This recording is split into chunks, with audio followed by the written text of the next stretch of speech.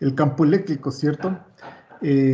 Así como quedamos en la definición pasada, vamos a recordar que por notación,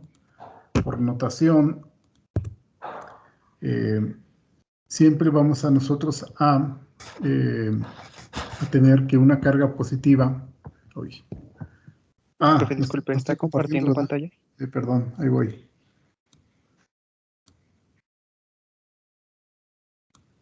Ahí está.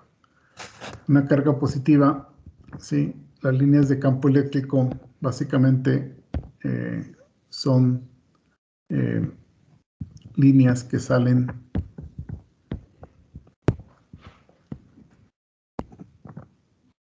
de la carga. Entonces sería una carga Q.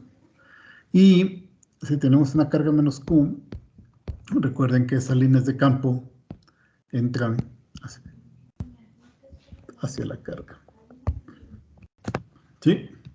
De tal forma que si nosotros tenemos una situación en donde tenemos en el espacio tridimensional, colocamos una carga, esta de por sí ya está ejerciendo una influencia sobre todo el espacio que lo rodea, desde donde está la carga hasta infinito en principio. Claro que en infinito la fuerza que va a sentir una carga que pusiéramos de prueba en el infinito sería prácticamente cero. De hecho, se creía que... ¿quién fue? Faraday fue el que propuso que, bueno, el hecho de que algo debe transmitir esa fuerza, entonces decía, bueno, debe existir un éter que propague y que es un medio por el cual se transmite esa fuerza. Y ya después vimos que con esas ideas de campo, Maxwell propuso que, o se estableció que esto más bien era una teoría del tipo de efecto a distancia, en donde nosotros ponemos instantáneamente, al poner instantáneamente una carga de prueba, digamos, aquí, esta, al tiempo t igual a 0, empieza a sentir la presencia de la carga Q, de la primera carga, de manera automática. Un momento, por favor.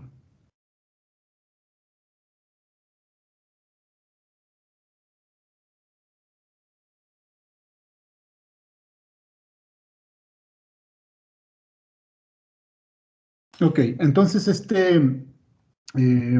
y sabemos nosotros que la fuerza que va a sentir, bueno, le voy a lo voy a llamar 2, lo voy a llamar 1, es las cargas Q1 por Q2 entre R cuadrada. Si quitásemos esa carga Q2 otra vez, ¿sí? Entonces, fíjense, presten atención, quitamos la carga y el campo no deja de existir por el hecho de que esta carga no exista. Es como si quitara de aquí esa carga y resulta ser que el campo eléctrico va a estar dada por esa expresión. Esta es la expresión que yo me quedaría para tener el campo eléctrico generado por esa carga puntual. Entonces, si se fijan, si vuelvo a poner la carga, entonces la fuerza que va a sentir esa carga Q2 es, aquí agrego Q2, y esto deja de ser, esto ahora pasa a ser la fuerza. Entonces es lógico pensar que si yo había definido anteriormente que el campo producido por la carga 1 era Q1 entre R cuadrada, entonces esta expresión que está aquí resulta ser esta expresión. Y aquí escribiría el campo, de hecho, lo podría poner con el subíndice 1 para identificarlo, el campo generado por 1.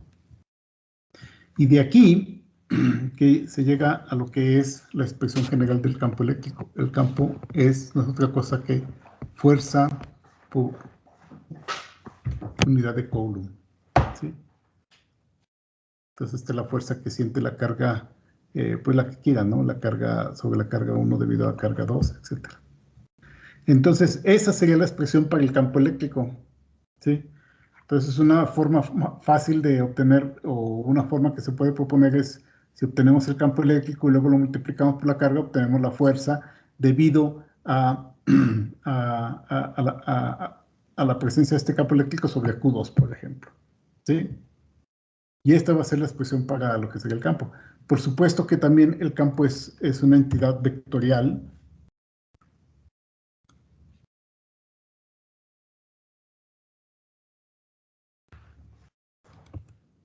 Entonces, el campo eléctrico quedaría como la constante KQ entre R cuadrada en la dirección de R.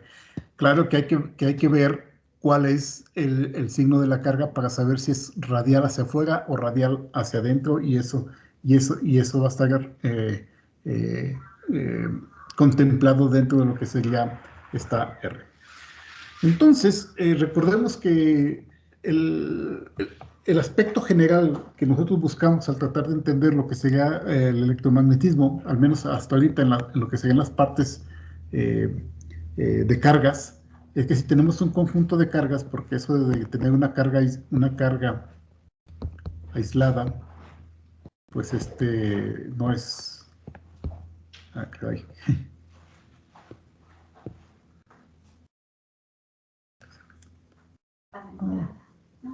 Ok. Q4, luego Q5. Y queremos saber cuál es la fuerza que se actúa, por ejemplo, sobre 4. ¿Cuál es la fuerza que se está ejerciendo sobre la carga 4? Porque esto ya es más general, ¿cierto? Ya tenemos un conjunto de cargas que ya se puede ir acercando a lo que sería una situación general, y podemos generalizar. Si ponemos aquí una carga, etcétera, tenemos muchísimas cargas hasta la carga iésima, y esta sería la carga enésima. Entonces, digamos que la fuerza, la fuerza sobre la carga 4 no es otra cosa que la sumatoria de todas las fuerzas desde I igual a 1 hasta N de las fuerzas sobre 4 debido a las iésimas cargas. Y esto básicamente y fíjense, el cálculo de esto, podemos calcular cuál es la fuerza que siente la carga 4 debido a la carga, por ejemplo, 3, sabiendo esta distancia. Y luego, independientemente de la presencia de las demás cargas, yo puedo hacer eso. Y luego puedo hacer cuál es la que siente debido a la carga 5, y luego irme sobre la carga sobre la carga 1 y sumar. Y el resultado va a ser la fuerza que siente la carga 4 debido a todas las demás. Este se le llama el principio de superposición, que es muy importante para este curso y para los cursos que vienen después. Es decir, si tenemos un conjunto de cargas, el principio de superposición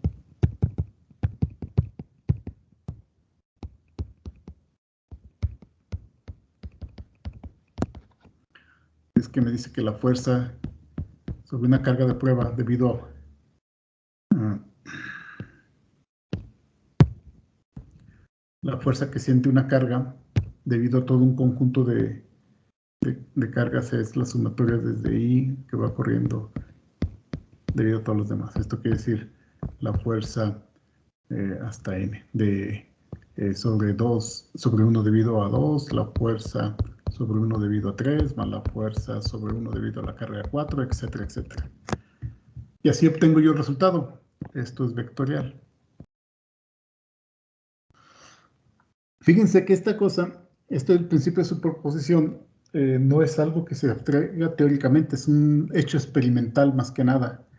Entonces, porque inmediatamente ustedes preguntarían aquí, a ver, si usted dijo que el efecto sobre la carga 4 debido a la carga 3 podemos calcularlo independientemente de los efectos de los demás, pero debido a ese efecto, esta carga puede ya estar desplazándose, y ese desplazamiento puede afectar ahora inclusive la misma fuerza entre las mismas dos cargas. Entonces ya cambiaría.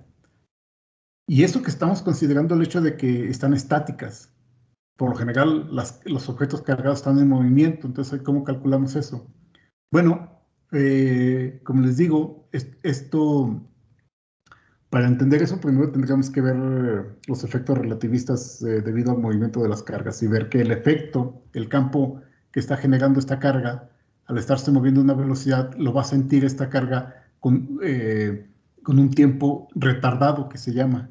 Y de hecho, pues ya mucho más adelante, en cursos más avanzados, se calculan los potenciales retardados. Y ahí entra la relatividad, porque estas cargas, electrones, protones, pueden estarse moviendo a la velocidad de la luz. Entonces hay efectos relativistas, entonces hay que considerar las masas, etcétera. Y este principio de superposición resulta muy complicado de demostrarlo, pero resulta ser que experimentalmente es cierto. Entonces se cumple este principio de superposición. Y de aquí, por supuesto, que también, si nosotros obtuvimos que una fuerza es igual a esa carga al campo eléctrico que está ejerciendo, entonces nosotros podemos obtener precisamente también por el principio de superposición la sumatoria de todos los campos eléctricos debido a, digamos, igual hasta n, el campo eléctrico en un punto determinado, digamos en un punto llamado 1 o en un punto llamado késimo. Y esto va a ser igual a la sumatoria de todas las i para diferente al número k. También podemos obtener el principio de superposición para esto y primero calcular cuáles son los campos, el campo total que se ejerce en un punto, y si hay una carga en ese punto, pues entonces ya simplemente multiplicarlo por esa carga y obtenemos la fuerza debido a todas las demás cargas presentes. Entonces este es el principio de superposición que es muy útil para hacer. De hecho ya lo aplicamos anteriormente, nosotros ya hicimos ejemplos y nadie preguntó, bueno, si teníamos un ejemplo en donde, por ejemplo, en donde había 3 cargas y calculamos la fuerza debido a esta, pero debido a esa fuerza, pues se tienen que desplazar. Y luego le sumamos esta. Y nadie dijo nada, pero pues sí es algo difícil de abstraer, pero en principio lo que hicimos es correcto, esta es la forma de hacerlo, nosotros obtenemos utilizamos el principio de superposición y desarrollamos lo que sería o resolvimos los problemas en cuestión. Por supuesto que de hoy en adelante las cargas, hemos estado tratando de cargas puntuales, pero las cargas pueden estar distribuidas de diferente manera, ya sea que nosotros tengamos la carga sobre la superficie de un objeto, la carga en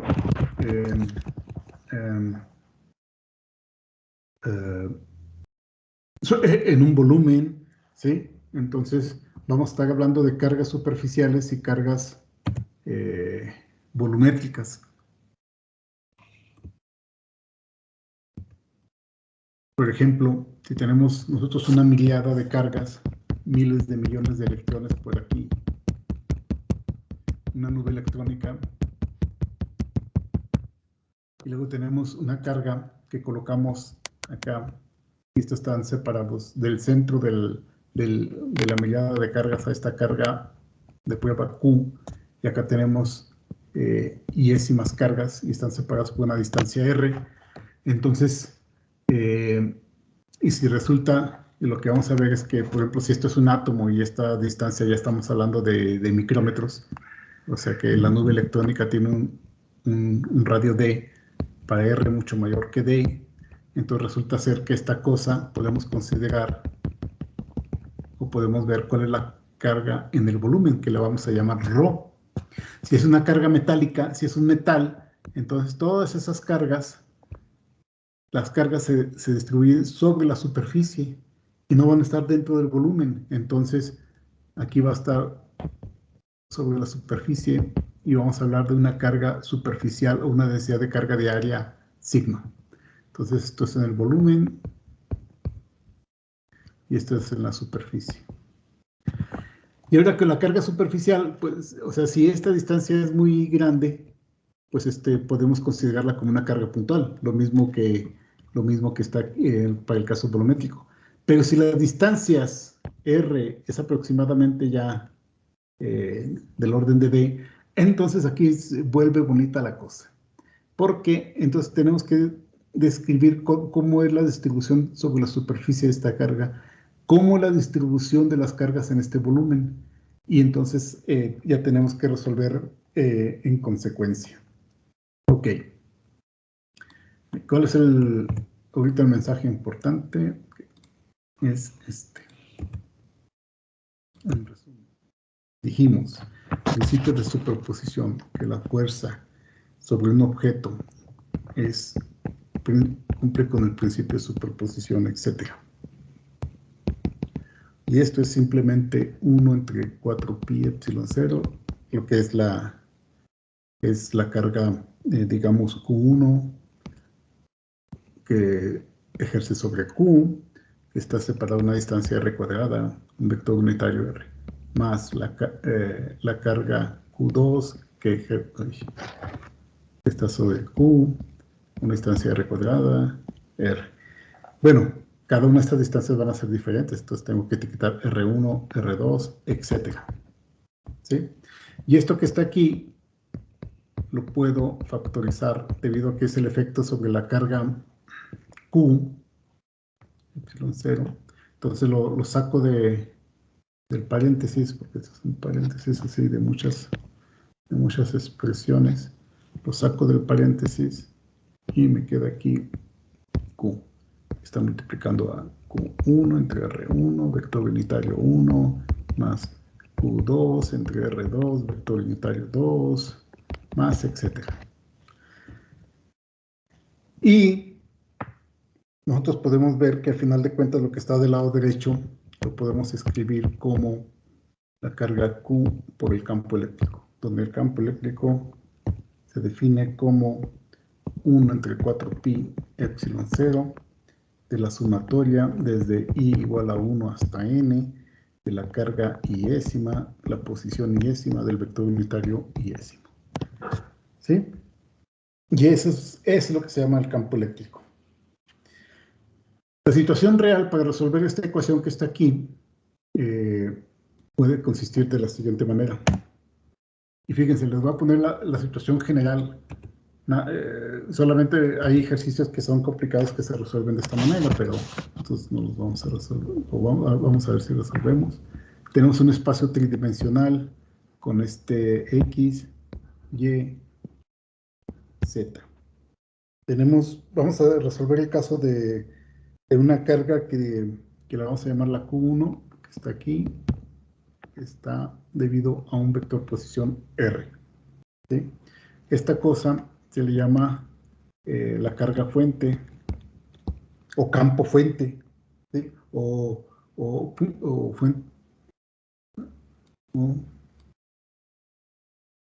en general se le conoce como un punto, vamos a llamarle un punto fuente, o la fuente. Y luego vamos a colocar una carga, está por acá, otro vector, bueno, más bien aquí, ¿sí? Bueno, para distinguirlos, a este le voy a poner R' y a este le voy a llamar R, R y R'. Entonces, la distancia de separación realmente entre estos dos objetos es esta distancia. Y este es un vector que es, ¿qué es ese vector?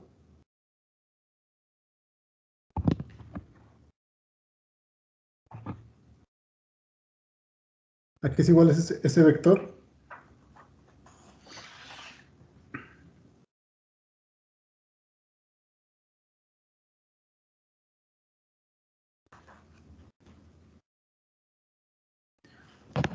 Este vector, que lo voy a llamar R cursiva, otra cosa que R. ¿R qué? Menos R', ¿no? Y ahí está. Y esa sería la R realmente que aparece en nuestra ecuación que puse anteriormente. Esto, si se fijan, es en general en el espacio, pero por lo general y lo conveniente y lo que se hace en este libro es colocar una de esas cargas en el origen. Y así nos quitamos esta notación que es un poco complicada. Como les dije, nosotros podemos tener 3 casos o 4 casos en general, ¿sí? Nosotros podemos tener una distribución continua de carga, digamos esto, es una distribución continua de carga, y ver un pequeño elemento volumétrico de esto que está aquí, que está actuando a una distancia R, y esto se le llamamos una distribución continua de carga.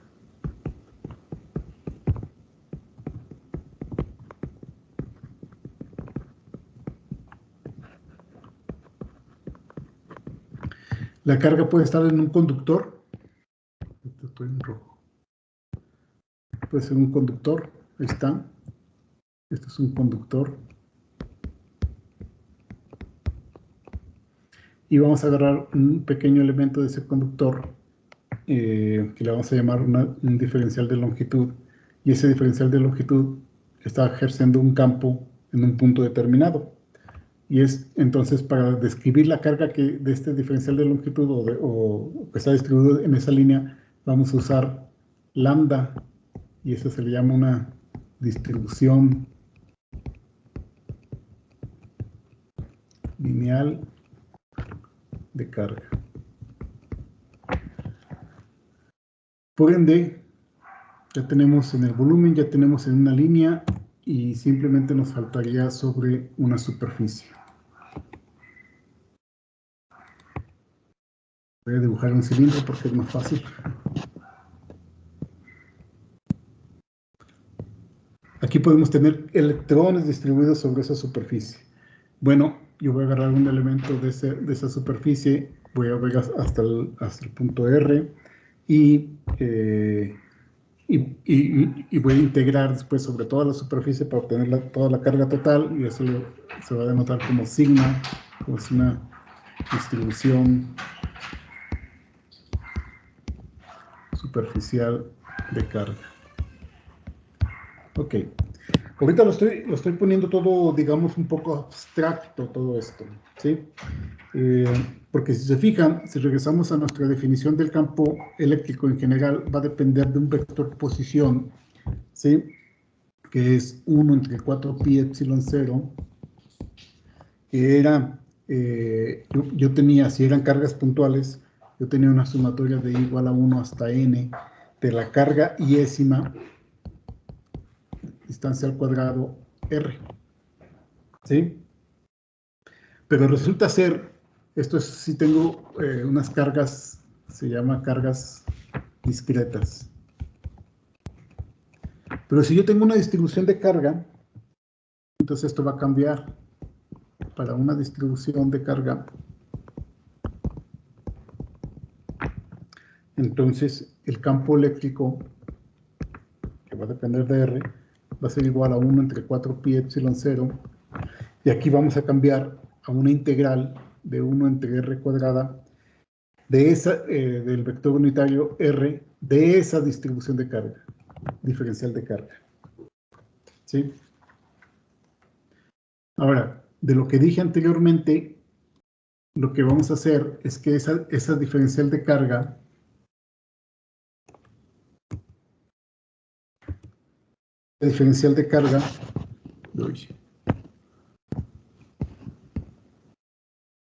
perdón, por ejemplo, en el caso lineal va a ser lambda diferencial de longitud. O esa diferencial de carga va a ser igual a una distribución de carga superficial diferencial de área.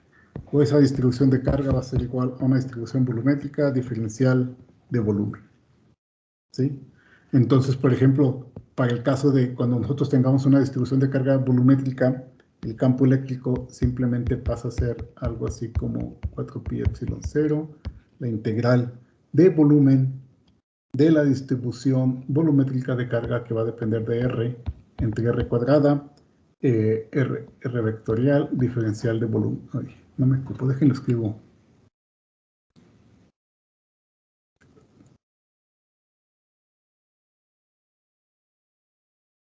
Lo escribo acá.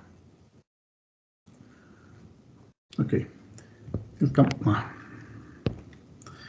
campo eléctrico que va a depender de una posición R va a ser igual a 1 entre 4 pi epsilon 0, una integral de volumen de la distribución de carga que va a depender de la posición también fuente entre R cuadrada de R vector unitario de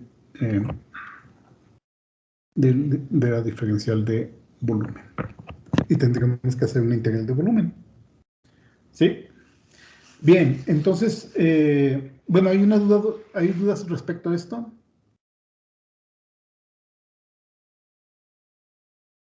En sí, ¿para qué vamos a necesitar la diferencial de las cargas con respecto a diferentes parámetros? O sea, dependiendo del problema y qué datos nos dan, ¿vamos a usar una u otra? Sí, ahorita básicamente lo vimos de forma abstracta, ¿no? Ahorita lo vamos a aplicar, por ejemplo, si ya tengo una distribución lineal de carga, esto sería 1 entre 4pi epsilon 0 de una integral de línea, ¿sí? Como le voy a poner L o de contorno, de lambda que va a depender del vector R' entre R cuadrada, y aquí va a ser vector unitario R, diferencial de longitud. Y para la superficie, pues esto, integral de la superficie de sigma R', R cuadrada, vector R diferencial de área. Esas son las tres expresiones que en general ya serían 4 con la discreta, que vamos a usar para resolver problemas. Si se fijan, lo que hicimos es, por ejemplo, en este caso, es que tenemos un lazo o un conductor. Tenemos este conductor. Tiene una distribución de carga superficial. Lo que estamos haciendo es calcular cuál es este pequeño elemento de carga, dq, ¿sí? Porque sabemos que dq va a ser igual a lambda diferencial de longitud. Entonces, al integrar, si lambda no depende de la posición, si es constante, entonces simplemente vamos a integrar desde una posición x igual a 0, por ejemplo, a una posición x igual a d. Y esto va a ser simplemente el tamaño del cable. Por ejemplo, ¿no? Ah, ok, sí, ya me queda muy claro, gracias. Por ejemplo, ¿cómo están con integrales? ¿Están bien, no? Bien picudos.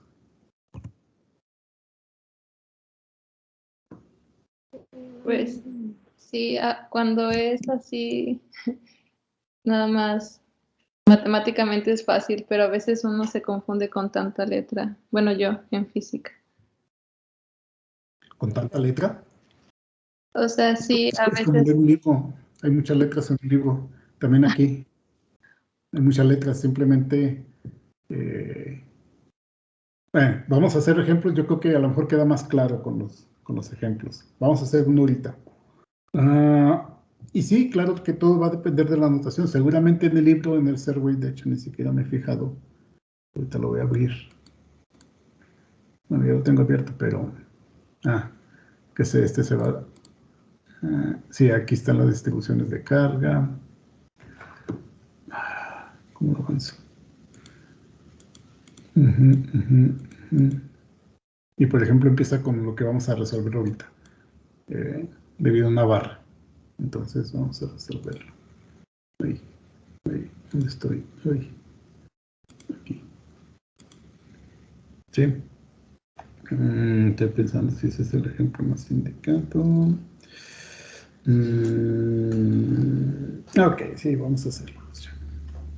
Entonces vamos a poner este sistema coordenado, pero aquí sí voy a necesitar dibujarlo bien. Quede bonito. No.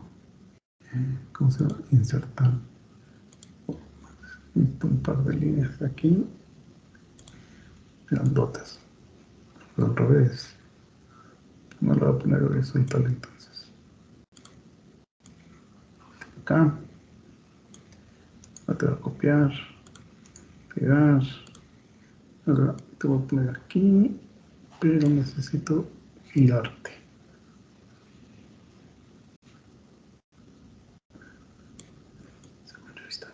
Ahí está.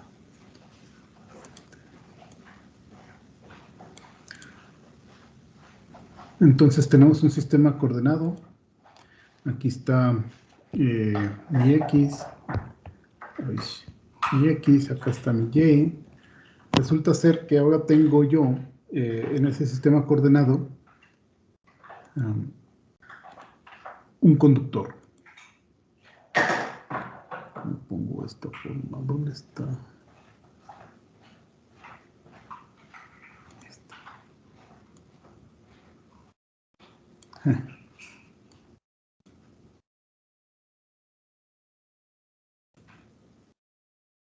Órale. ¿Cómo lo giro? Aquí está. Conductor. Somos más chiquito. Mucho más chiquito. Bájala.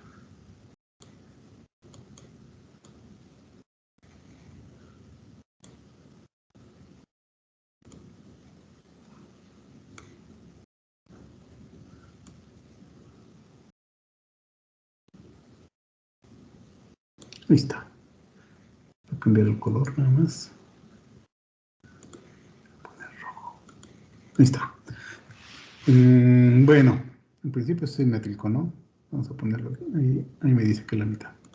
Ahí está, sobre el eje X. Entonces tenemos un conductor que está sobre el eje X. Podemos poner que esto tiene una distancia que es menos L y acá es L, ¿sí? O sea, mide 2L esta cosa y que contiene una distribución uniforme de carga.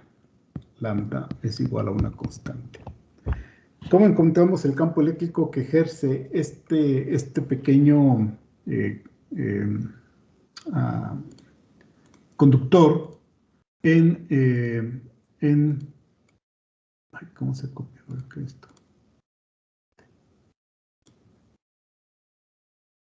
Control copy, Control V. Luego esto lo voy a hacer chiquito. Queremos obtener cuál es el campo eléctrico de ese objeto en un punto P por encima de lo que sería el conductor, es decir, miren, aquí.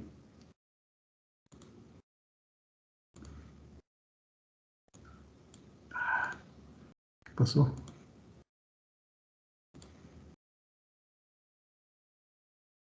Aquí en este punto. Queremos calcular cuál es el campo eléctrico en ese punto. En ese punto que le voy a llamar el punto P. ¿Sí queda claro el problema? Punto P. ¿Sí queda claro el problema? Encontrar el campo eléctrico en el punto P debido a un conductor que mide desde menos L hasta L y está sobre el eje X. ¿Sí? Entonces, aquí lo que se hace es emplear la expresión que nosotros conocíamos acerca del campo eléctrico producido por una distribución lineal de carga.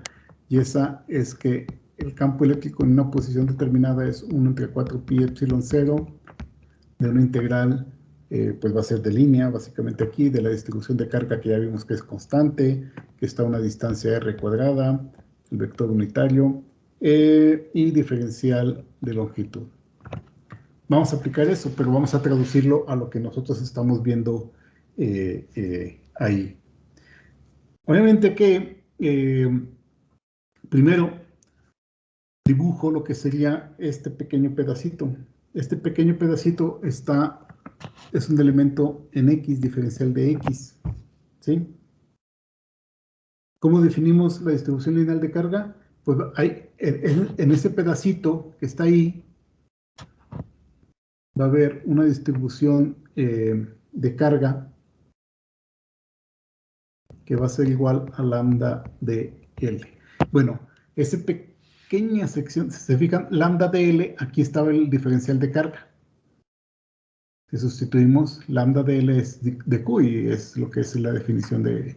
lo que necesitamos saber es cuál es la carga total de este cable, ¿sí? O sea, integrar para obtener la carga total desde menos L hasta L y va a ser el efecto de este objeto aquí. ¿Sí? ¿Sí se entendió?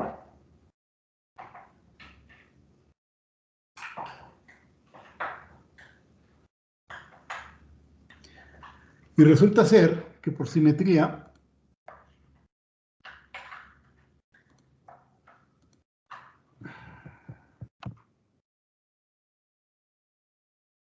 voy a tener un elemento a una distancia semejante. Va a ser una contribución simétrica sobre ese punto. No los voy a alargar. Sobre ese punto en particular. Entonces ya estoy viendo yo que si esto que está aquí, si este ángulo es el ángulo teta y o latino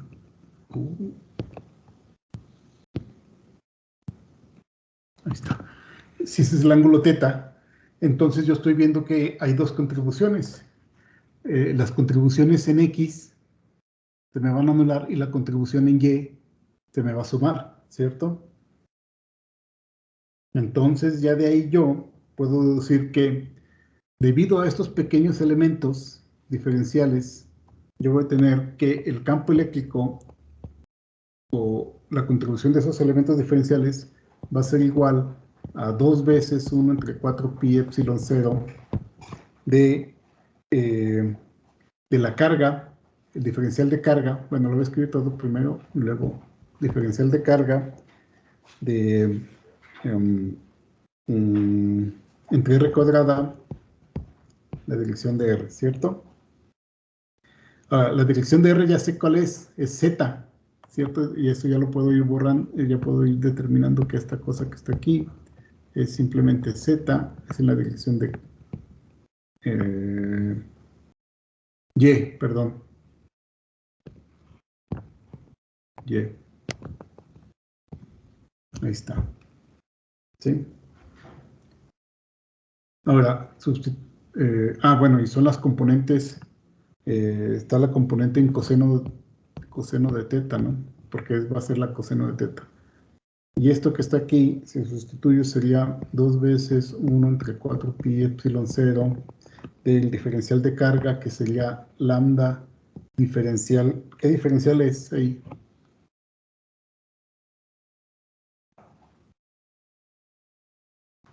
¿Qué diferencial es ahí? Voy a sustituir dq.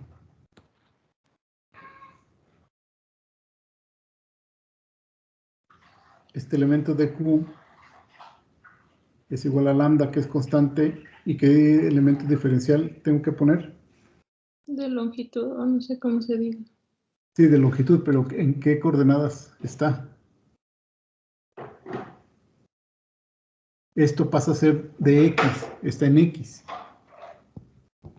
De x, ¿sí?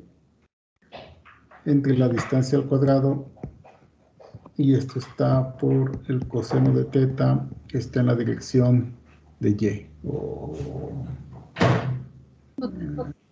J, pues, ajá, aquí es J. Y esto es de... Ahora lo que tengo es, pues tengo que integrar. El campo total va a ser igual, todo esto es constante.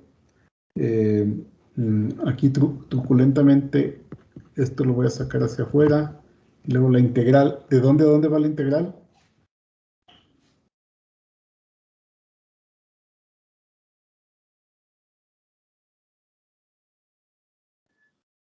De 0 a dx o no sé. De 0 a L, ¿no? Ok. De 0 a L de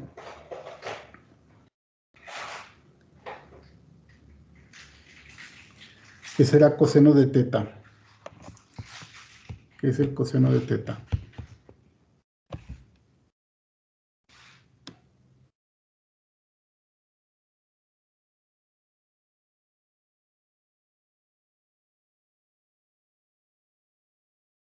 Esto es R. Y el coseno de teta, que es igual.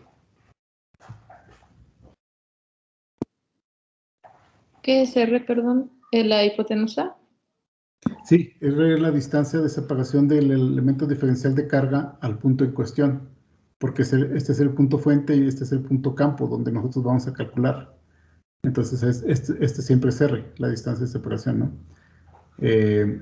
Quedamos que aquí las componentes en X se me eliminan, solamente me quedaba la componente en Y dos veces, por eso puse dos veces coseno de teta. Pero ahora, para hacer la integral, yo tengo que escribir qué es coseno de teta, porque ese ángulo va a depender de las variables R, X y Y. Entonces, si esto es X y esto es Y, ¿a qué es igual coseno de teta?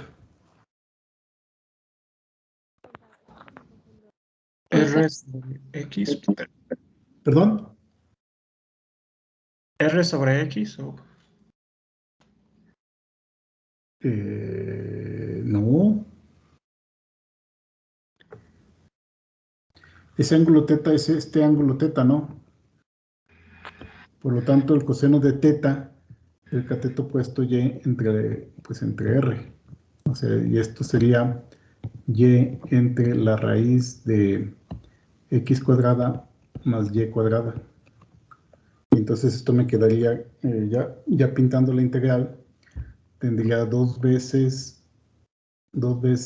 lambda por Y entre R cuadrada, y este es R, entonces me quedaría Y cuadrada más X cuadrada a la 3 medios, y todo esto diferencial de X. Y por eso les decía que qué tan buenos eran integrales, porque de ahora en adelante nos van a salir integrales de este tipo, ¿no? Esto es X. Entonces tengo que resolver esa integral. Aquí van a practicar integrales. Entonces, ¿cómo me queda la forma de integrar esto? Esto básicamente es una integral de 0 a L de 2 veces lambda z, perdón, y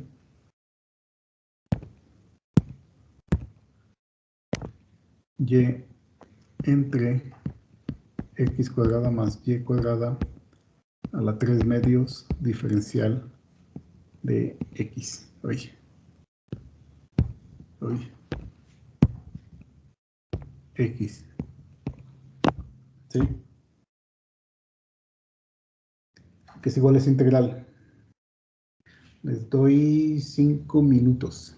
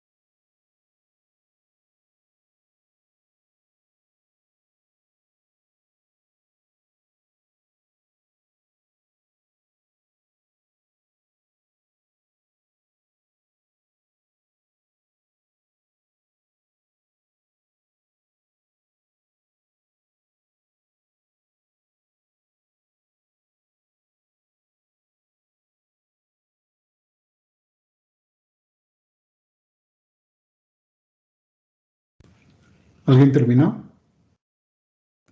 Dijeron algo.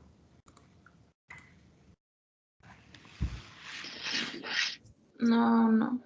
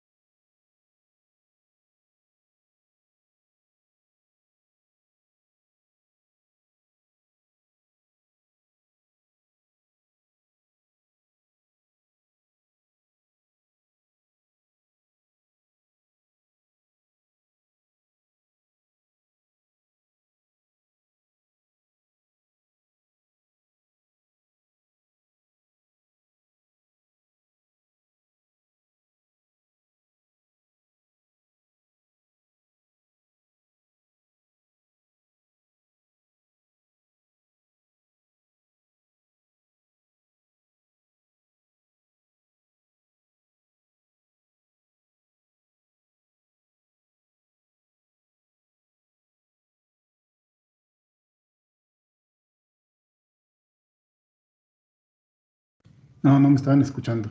Qué caray. Bueno, tienen dos sopas. Básicamente, esta es una típica integral de tabla que le llaman. Y simplemente, por ejemplo, en Esta sería una solución. O hacerlo por el camino que se debe hacer, resolverlo. ¿Okay? Bueno, traten de resolver esto de tarea junto con los problemas que les voy a hacer. Los problemas que les voy a dejar, ¿encuentran mucha dificultad en resolver este tipo de problemas? Sí, pero vale la pena. ¿Eh? Tan difíciles. Ay, hijo, Se no sé. escucha muy Pero bajito, vale la ¿vale? pena. ¿Quién habló? Que no se escucha nada. No escuché lo que dijeron últimamente. Valeria dijo que sí están difíciles, pero que valen la pena. Ok, sí, son como unos, se repiten, vaya, el tipo de problemas. Entonces, el tipo de integrales que se van a topar van a ser parecidos. Lo que yo quiero es que hagan un esfuerzo y traten de recordar cómo se resuelve ese integral a mano. Ya cuando se resuelven a mano, pues es el resultado, les digo, son tan típicos que está en tablas, ¿no? Ahorita me lo encontré en una tabla. Ahí está. Se fijan, esto que está aquí es la integral que está acá abajo. Al menos ya saben cuál es el resultado. Y de ahí ustedes pueden inferir ahora ¿cómo se llama? Tratar de resolverlo y encontrar que este es el resultado. Ok. Sí quiero que lo practiquen, por favor, de tarea y que estén atentos a los problemas que voy a subir de tarea en el Drive. Allí mismo dirá la fecha de entrega. Sí, va a ser ¿qué? Domingo a las 12 de la noche. Ok. Muy bien, muchachos. Bueno, entonces ya se me quedó afónico hoy ya. Nos vemos el lunes, ¿sale? Para resolver problemas. Los que les deje y este integral que está aquí. Bueno, a ver si alguien lo resolvió y si no lo resolvemos juntos. ¿Está bien? Sí, está bien. Muy bien. Sí, pero Entonces, que tengan buen fin de semana. Todavía les falta el viernes, pero pues ya no nos vemos el viernes. Dale, hasta luego. Perdón, una cosa antes de que se vayan. ¿Sí? No esté en el grupo todavía, mándenme un mensaje por aquí, por Teams, porque a lo mejor no tengo su número, pero ya están la mayoría. ¿Alguien no está aquí y está en el curso? No, o sea, en el grupo en el que vamos a hacer de WhatsApp, si es que aún no les ha llegado el grupo, para que me envíen, Ah, ok. Sí, gracias. sí, nada más. A ver, ¿ya lo creaste y todo? Entonces ya está arriba. Sí, el de WhatsApp ya está. Ah, ok, ok. Ujú. Muy bien, ahí está, ese soy yo.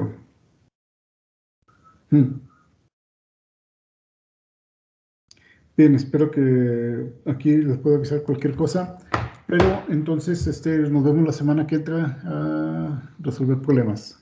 ¿Sale? Sí, profe, hasta el lunes. Bueno, hasta el lunes. gracias, hasta el lunes. Nos vemos.